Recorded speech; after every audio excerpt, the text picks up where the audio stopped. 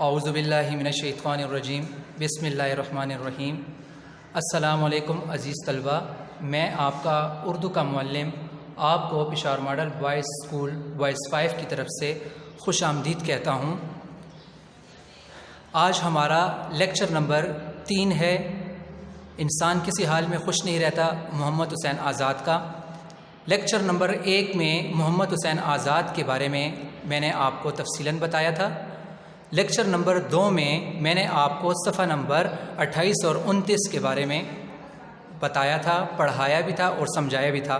آج میں صفحہ نمبر 30 سے شروع کروں گا، تو آپ سب جو ہے اپنی کتابیں اپنے سامنے کھول لیں اور اس میں جو الفاظ مانی مشکل الفاظ کے وہ اپنے پاس کتاب پر نوٹ کریں۔ اس کے علاوہ میں نے جو جملے جو ہے وہ انڈر لائن کیے ہوئے ہیں آپ کے معروضی جملوں کی مشق کے لیے، وہ آپ لوگ انڈر لائن کریں، وہ آپ لوگوں کے لیے جو ہے مفید ثابت ہوں گے۔ جب تمام بنی آدم اپنے بوجھوں کا وبال سر سے اتار چکے تو میاں وہم کہ جب سے اب تک اس مصروفیت میں سرگرداں تھے۔ سرگرداں کا مطلب ہے حیران و پریشان۔ مجھے الگ کھڑا دیکھ کر سمجھے کہ یہ شخص خالی ہے۔ اب یہ وہم کے بارے میں بتا رہا ہے کہ وہم جس نے سب کے بارے میں اس کو مشکلات میں ڈالا ہوا تھا، اذیت میں ڈالا ہوا تھا۔ ہر شخص جو ہے وہ اپنے عیبوں کو اپنا دکھ سمجھتا تھا، اس میں مصروف تھے، لیکن ایک شخص یعنی کہ مصنف خود جو درمیان میں کھڑے ہوئے تھے، تو اب یہ وہم جو ہے اس کی نظر مصنف کے اوپر پڑی اور وہ سمجھا کہ یہ شخص خالی ہے، یعنی اس کے پاس کچھ کرنے کے لیے نہیں ہے۔ چنانچہ اس خیال سے میری طرف جھکے، یعنی وہ میری طرف آئے۔ ان کو اپنی طرف آتے دیکھ کر میرے حواس اڑ گئے۔ حواس کا مطلب ہے ہوش، میرے ہوش اڑ گئے، مگر انہوں نے جھٹ اپنا آئینہ سامنے کیا۔ جھٹ کا مطلب ہے فوراً، جلدی۔ انہوں نے جلدی کیا اپنا آئینہ میرے سامنے کیا۔ مجھے اپنا منہ اس میں ایسا چھوٹا معلوم ہوا کہ بھی اختیار چونک پڑا۔ چونک کا مطلب ہے حیران ہونا، یعنی جیسے اس وہم نے جو ہے اپنی پاکٹ سے، اپنی جیب سے وہ آئینہ نکالا اور میرے سامنے مجھے بتایا، تو اس میں مجھے کیا نظر آیا؟ مجھے میری شکل ایسے نظر آئی کہ جیسے یہ شکل تو میری ہے ہی نہیں۔ مجھے اپنا منہ اس میں ایسا چھوٹا معلوم ہوا، بہت چھوٹا سا، کہ میں بہت حیران ہوا۔ برخلاف اس کے بدن اور قد و قامت ایسا چوڑا چکلا نظر آیا، مطلب میرا منہ جو ہے وہ چھوٹا نظر آ رہا تھا اور میرا قد اور قامت جو ہے وہ منہ کے مقابلے میں بہت بڑا نظر آ رہا تھا کہ جی بیزار ہو گیا، یعنی میرا دل تنگ ہو گیا اور ایسا گھبرایا کہ چہرے کو نقاب کی طرح اتار پھینکا۔ جس طریقے سے انسان نے کسی شخص نے اپنے منہ کے اوپر نقاب پہنا ہوا ہوتا ہے تو وہ اس کو گرا دیتا ہے، اسی طریقے سے یہ وہم کہتا ہے، مصنف کہتے ہیں کہ میں نے بھی کیا کہ اپنے منہ کو کیا نقاب کی طرح اٹھا کر پھینک دیا، اور خاص خوش نصیبی اس بات کو سمجھا کہ ایک شخص نے اپنے چہرے کو بڑا اور اپنے بدن کو ناموزوں سمجھ کر اتار پھینکا تھا۔ اب یہاں پر مصنف یہ کہتے ہیں ہمیں کہ میرا چہرہ جو ہے وہ بڑا نظر آ رہا تھا، میرا چہرہ جو ہے وہ مجھے چھوٹا نظر آ رہا تھا اور میرا جسم جو ہے وہ اس کے مقابلے میں بڑا نظر آ رہا تھا۔ قریبی جب انہوں نے اس انبار میں دیکھا تو اس کو وہاں پر ایک ایسا چہرہ نظر آیا جو بڑا تھا۔ یہ چہرہ حقیقت میں بہت بڑا تھا، یہاں تک کہ فقط اس کی ناک میرے سارے چہرے کے برابر تھی، یعنی اس انبار میں ایک اور چہرہ بھی پڑا ہوا تھا۔ مصنف نے اس انبار میں اپنا چھوٹا چہرہ گرایا اور یہاں پہ انہوں نے دیکھا ایک ایسا چہرہ بھی تھا جو فقط اس کی ناک کے برابر سارے چہرے کی تھا، فقط اس کی ناک میرے سارے چہرے کے برابر تھی۔ ہم اس انبوہ پر پرافات پر غور سے نظر کر رہے تھے اور عالم حیولائی کے خیالی دنیا کی ایک ایک بات کو تاک کر دیکھ رہے تھے، جو سلطان افلاک کے برکات سے حکم پہنچا کہ اب سب کو اختیار ہے جس طرح چاہیں اپنے اپنے رنج و تکلیف تبدیل کر لے۔ اب سلطان افلاک کے دربار سے کیا ہوا؟ یہ حکم آیا کہ یہ جتنے بھی رنج و تکلیف ہے، غم ہے، پریشانیاں ہیں، مصیبتیں ہیں، اس پہاڑ جو بنا ہوا ہے، یعنی سب کچھ جو اس پہ گرایا ہوا ہے، اب اپنی مرضی سے جو اس میں سے کچھ بھی چاہے وہ اپنے لیے پسند کر سکتا ہے، اٹھا سکتا ہے اور اپنے اپنے بوجھ لے کر گھروں کو چلے جائے۔ یہ سنتے ہی میاں وہم جو ہے پھر مستعد ہوئے، مطلب آمادہ ہوئے، وہ پھر آمادہ ہوئے اور پھر بڑی ترت پھرت کے ساتھ، یعنی پھرتی کے ساتھ، چستی کے ساتھ اس انبار عظیم، اس بہت بڑے انبار کے بوجھ باندھ باندھ کر تقسیم کرنے لگے. یعنی ہر ایک شخص کو جو ہے وہ کیا کرتے تھے؟ بوجھ دے رہے تھے. ہر شخص اپنا اپنا بوجھ سنبھالنے لگا اور اس طرح کی ریل پیل اور دکم دکا ہوئی. ریل پیل اور دکم دکا کا مطلب ہے دھکے بے دھکا دینا، کثرت سے ایک دوسرے کو دھکا دینا کہ بیان سے باہر ہے. چنانچہ اس وقت چند باتیں جو میں نے دیکھی وہ بیان کرتا ہوں. اب کون سی باتیں انہوں نے دیکھی وہ آپ کو بیان کرتے ہیں. ایک پیر مرد جو کہ نہایت معزز و محترم معلوم ہوتا تھا. پیر مرد کہتے بوڑھے آدمی کو بہت معزز و محترم معلوم ہوتا تھا. درد کولنج سے جاں بلب تھا. درد کولنج کہتے آنتوں کے درد سے جو ہے وہ مبتلا تھا، آنتوں کے درد میں. اور لاولدی کے سبب، یعنی اس کی کوئی اولاد نہ تھی. لاولدی سے اپنے مال و املاک کے لیے ایک وارث چاہتا تھا، یعنی اپنی مال و دولت کے لیے ایک وارث چاہتا تھا. اس نے درد مذکور کو پھینک کر، درد مذکور کہتے ہیں ذکر شدہ درد جو ہے، یعنی درد کولنج کو اس نے پھینک کر ایک خوبصورت نوجوان لڑکے کو لیا. مگر لڑکے ناپکار کو نافرمانی اور سرشوری کے سبب سے دکھ ہو کر اس کے باپ نے چھوڑ دیا تھا. ناپکار کا مطلب ہے غیر مفید، دکھ کا مطلب ہے تنگ ہو کر اس کو اس کے باپ نے چھوڑ دیا تھا. چنانچہ اس نالائق نوجوان نے آتے ہی جٹ بڈھے کی داڑھی پکڑ لی. جٹ کا مطلب ہے فوراً آتے ہی اس نے پہلے دن ہی اپنے اس والد کے ساتھ، یعنی جو ابھی اس کا والد بن رہا تھا، اس شخص کو اس نے داڑھی سے پکڑ لیا اور سر توڑنے کو تیار ہوا، یعنی اس کو مارنے پیٹنے لگا. اتفاقاً برابر ہی لڑکے کا حقیقی باپ نظر آیا، یعنی اب اس کا جو حقیقی باپ تھا وہ بھی نظر آیا کہ اب وہ درد کولنج کے مارے لوٹنے لگا تھا. یعنی اس سے مراد یہ ہے کہ انہوں نے آپس میں جو ہے تبادلہ کیا. جو درد کولنج میں مبتلا تھا اس نے درد کولنج کو چھوڑ کر وہاں سے جو نوجوان لڑکے کو اٹھایا، لیکن اس نوجوان لڑکے نے کیا کہ آتے ہی اس کے ساتھ بدتمیزی کی. اور جس نے اپنے بیٹے کو چھوڑا کہ یہ بہت بدتمیز ہے، اس کے بدلے اس نے درد کولنج اٹھایا. وہ اب درد کولنج سے جو ہے بہت زیادہ تڑپ رہا تھا.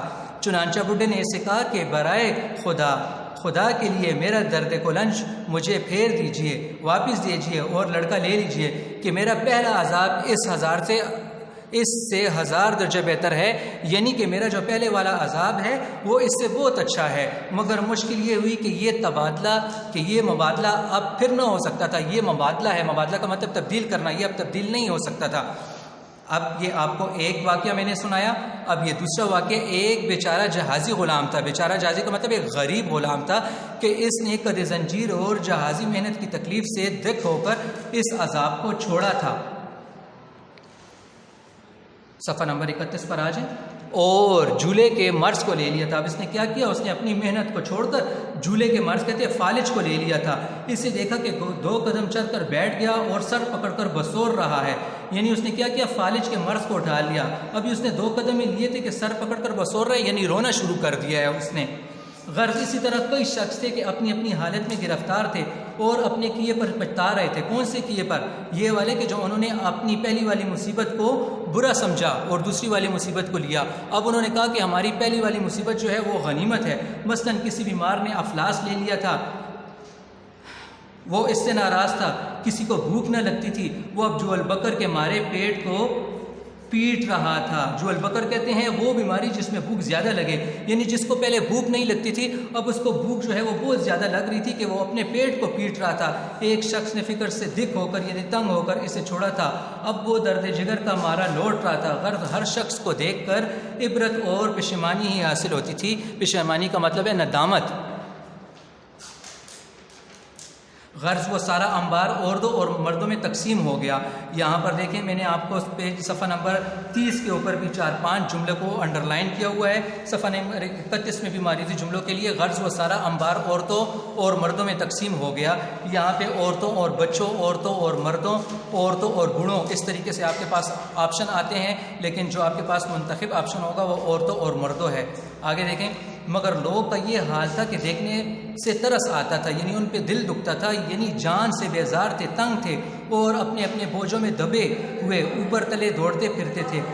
سارا میدان گریہ و زاری کا مطلب ہے آہ و بکا، نالہ و فریاد، آہ و افساس سے دھواں دھار ہو رہا تھا، پردرد ہو رہا تھا، فریاد کر رہا تھا، افسوس کر رہا تھا. آخر سلطان افلاق کو بے کس آدم ذات کے حال پر، یعنی انسانوں کے اوپر، انسانوں کے حال پر، دردناک پر رحم آیا اور حکم دیا کہ اپنے اپنے بوجھ اتار کر پھینک دے، پہلے ہی بوجھ انہیں مل جائیں۔ اب انہوں نے کیا کہا کہ ان کو ان کے پہلے والے بوجھ واپس دے دیں۔ سب نے خوشی خوشی ان وبالوں کو یعنی ان عذابوں کو سر و گرداں سے اتار کر پھینک دیا، یعنی انہوں نے دوسرے والے جو عذاب تھے جو انہوں نے لیے ہوئے تھے اس کو پھینک دیا۔ اتنے میں دوسرا حکم آیا، اب دوبارہ حکم آیا کہ وہم جس طرح انہیں دھوکے میں ڈال رہا تھا، وہم جو ہے وہ لوگوں کو کیا کر رہا تھا، دھوکے میں ڈال رہا تھا، وہ شیطان ناپکار یعنی غیر مفید یہاں سے دفع ہو جائے۔ ناپکار کا مطلب ہے غیر مفید، یعنی مختلف طریقوں سے جو ہے انسانوں کو جو ہے وہ کیا کر رہا تھا، مشکلات میں اذیت میں ڈال رہا تھا۔ اس نے کہا یہ یہاں سے دفع ہو جائے۔ اس کی جگہ ایک فرشتہ رحمت آسمان سے نازل ہوا۔ اب آسمان سے جو ہے وہ ایک فرشتہ کیا ہوا، نازل ہوا۔ اس کی حرکات و سکنات نہایت معقول و باوقار تھی اور چہرہ بھی سنجیدہ اور خوش نما تھا۔ اس نے بار بار اپنی آنکھوں کو آسمان کی طرف اٹھایا اور رحمت الہی یعنی اللہ تعالیٰ کی رحمت پر توکل کہتے ہیں بھروسے کو، اللہ تعالیٰ کی رحمت پر کیا کیا، توکل کیا، بھروسہ کر دیا۔ توکل کر کے نگاہ کو اسی کی آس پر لگا دیا۔ آس کہتے ہیں امید کو، یعنی اس نے کس آس پر لگا دیا، اس کا نام صبر و تحمل تھا۔ یہ جو آسمان سے جو فرشتہ نازل ہوا یہ کیا تھا، یہ صبر و تحمل تھا۔ ابھی وہ اس کوہ مصیبت کے پاس آ کر کوہ کہتے ہیں پہاڑ کو، کوہ مصیبت کے پاس آ کر بیٹھا ہی تھا جو کوہ مذکور خود بخود سمٹنا شروع ہوا۔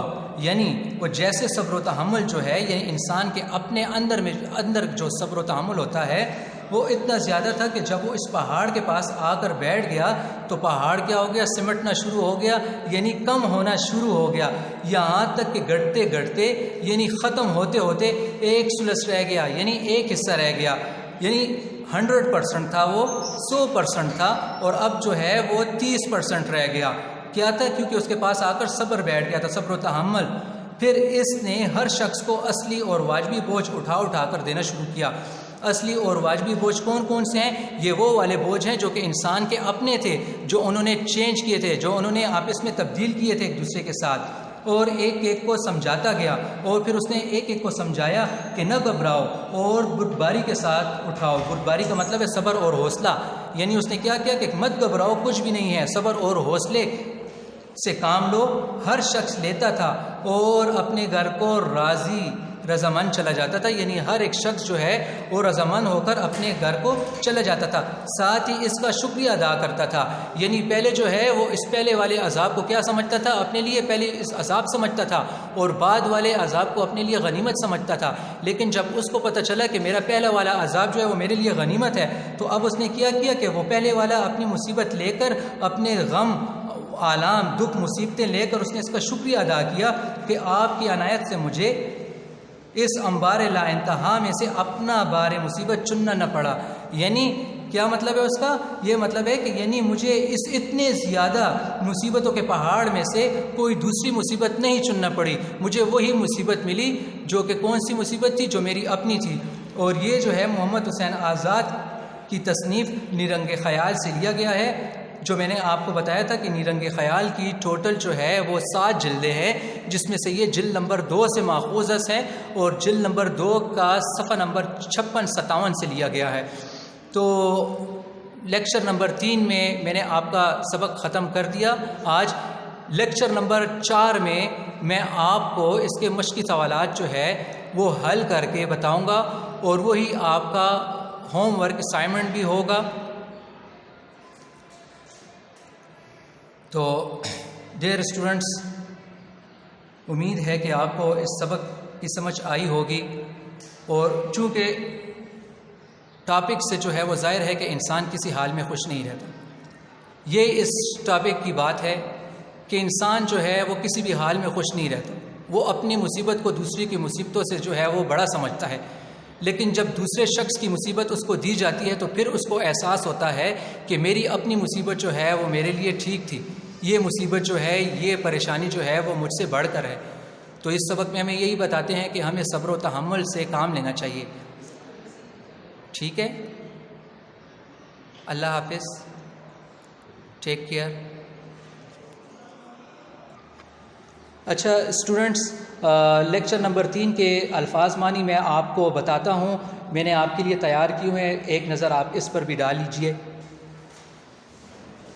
یہ دیکھیں، سرگرداں حیران و پریشان کو کہتے ہیں، حواس ہوش کو کہتے ہیں، امبو ہجوم عالم حولائی خیالی دنیا، مستعد آمادہ ہونا، ترت پھرت چستی پھرتی کو کہتے ہیں، ریل پیل کثرت کو کہتے ہیں، دکم دکا دکے پر دکا دینا، پیر مرد بوڑھا آدمی، درد کولنچ آنتوں کا درد، لاولدی جس کی اولاد نہ ہو، دک تنگ جھولے کے مرض فالج کو کہتے ہیں، بسورنا رونا چہرے پر نشان ظاہر ہونا رونے کے، جو البکر وہ بیماری جس میں بھوک زیادہ لگے، بیزار تنگ گریہ وزاری آہ و بکا، دھواں دار پردرد، وبالوں عذابوں کو کہتے ہیں، ناپکار غیر مفید، ایک ثلث ایک حصہ، برد باری صبر اور حوصلہ۔